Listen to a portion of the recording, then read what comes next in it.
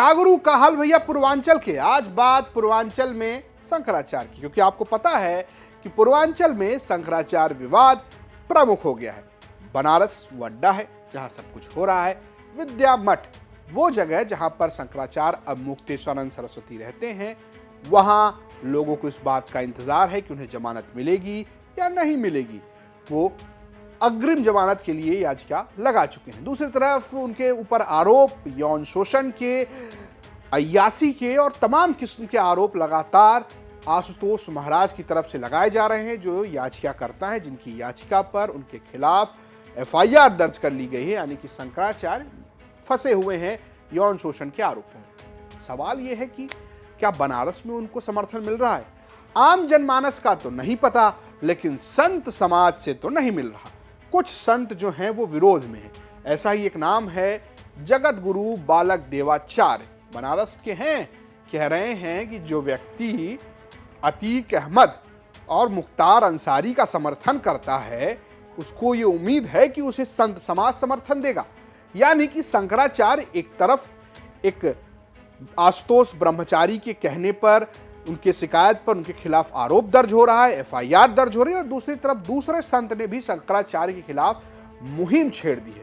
और अब याद दिलाया जा रहा है कि शंकराचार्य की वो बयान याद कीजिए जो वो अफजाल अंसारी, मुख्तार अंसारी और तो और अतीक अहमद के बारे में कह रहे थे। जरा सुनिए बालक देवाचार्य को वो क्यों शंकराचार्य पर भड़के। सरकार से भी और पूज्य स्वामी जी से भी कि नियम और संयम सबके लिए हैं। पूज्य स्वामी जी भी अपने वचनों पर संयम रखें, अपने वाणी पर संयम रखें। कभी भी किसी को आप इस प्रकार से कुछ भी बोलना उचित नहीं है। हुमायूं का बेटा तो ये वो उचित नहीं है। सरकारों को भी चाहिए कि कोई बात है तो उसको बैठ करके सुलटाया जा सकता है। अगर कोई गलती हो गई तो उसको भी सरकार के माध्यम से ऑफिसरों को भेज करके उसको ठीक किया जा सकता था। लेकिन जिस प्रकार से तनातनी है, ईगो बना लिए हैं अपना अपना, और ईगो के चक्कर में आज स्थिति ये है कि सनातन पेरा जा रहा है, हिंदू जनमानस पेरा जा रहा है। तो खुद को जगत गुरु कहने वाले बालक देवाचार्य जो हैं, उन्होंने सीधे सीधे आरोप लगाया है शंकराचार्य पर कि वो जो हिंदू विरोधी लोग हैं उनके साथ लगे हुए हैं।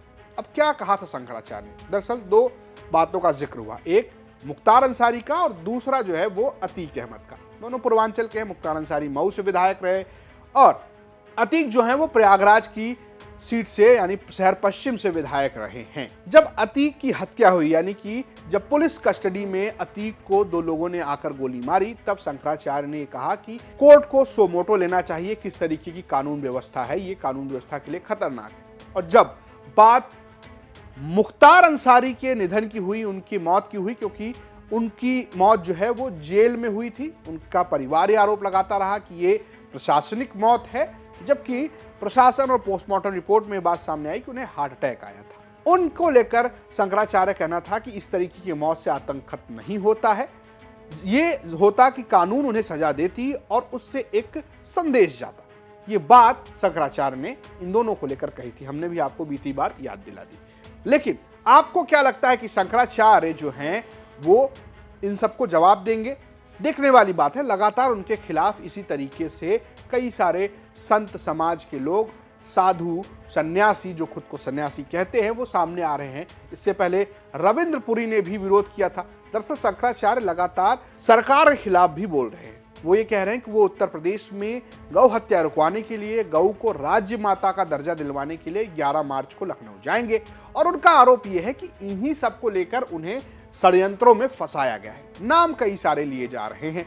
इन सबके बीच बालक देवाचार्य एक बात और कह रहे हैं। वो कह रहे हैं कि प्रशासन और शंकराचार्य को एक दूसरे से बात कर लेनी चाहिए और सरकार को माफ करना चाहिए, क्योंकि इससे जो है हिंदू हित प्रभावित हो रहा है। जरा सुनिए। और आपको आतंकवादियों के प्रति सहानुभूति दिखाना है, कभी अतीक अहमद के प्रति, कभी अफजल के प्रति, इस प्रकार की इस चीज़ें जो उचित नहीं हैं। कभी 370 धारा को लेकर के आप दुखी होते हो, तो इन सारी चीज़ों से ये लगता है कि आप कहीं ना कहीं से इंडिया गठबंधन से प्रेरित होकर के सब चीज़ें कर रहे हैं। और आप देख लो, आपने जो 2015 में जिन्होंने लाठियाँ बरसाईं और वो तुरंत आपका आज प्रिय हो गया। आज उसकी फ़ोन से बात करके आप सहानुभूति बटोरने लगे और कह रहे हो कि हमने अब बहुत आंदोलन किए हैं, कांग्रेस ने भी किए हैं, वो भी ने गलती मनाई, सपा ने गलती मनाई। मतलब क्या है, कोई तुमको बहुत विधवत मार मारे लाठी करके और आकर के सॉरी बोल दे तो अच्छा है कि मतलब तुम्हारा सम्मान करके दूर दूर तक किसी प्रकार से बचाना चाहता है कि ये चीज़ को ना हो पाए। तो ऐसी स्थिति में आज वही कांग्रेस, वही सपा आज इनके साथ खड़ी है। तो चाहते क्या हो भाई? आप अगर ये चाहते हो कि ठीक है बीजेपी को हटा दो, कोई बात नहीं, हटा दो। आप क्या चाहते हो? आप ममता बनर्जी को गृह मंत्री बनाना चाहते हो, ओवैसी को प्रधानमंत्री बनाना चाहते हो? तो एक तरफ लल्लो चप्पो भैया की माफी भी मिल जाए और दूसरी तरफ की शंकराचार्य जो है वो बुरे हैं। अब बड़ा सवाल यह है कि क्या शंकराचार्य को सिर्फ राजनीतिक पार्टियों का समर्थन मिलेगा, संत समाज से कोई समर्थन नहीं मिलेगा? शंकराचार्य को उनके गुरु भाई रहे सदानंद सरस्वती, जो कि द्वारका पीठ के शंकराचार्य हैं, उनसे समर्थन तो मिला है, लेकिन और कोई खुल के उनके समर्थन में आ नहीं रहा है। और आरोप तो रामभद्राचार्य पर शंकराचार्य लगा रहे हैं कि सारी साजिश जगत गुरु रामभद्राचार्य की है। बनारस में माहौल गर्म है, खूब चर्चा हो रही है, पूर्वांचल की गली गली में चर्चा हो रही है कि क्या शंकराचार्य ऐसा कर सकते हैं। लोग अपनी अपनी दृष्टि से इस पूरे विषय को देख रहे हैं। आप कैसे सोचते हैं? अगर आप पूर्वांचल वासी हैं तो जरूर बताइए कमेंट में। ये स्टोरी भेजी थी बनारस से हमारे सहयोगी रोशन जायसवाल ने। देखते रहिए यूपी तक। नमस्कार।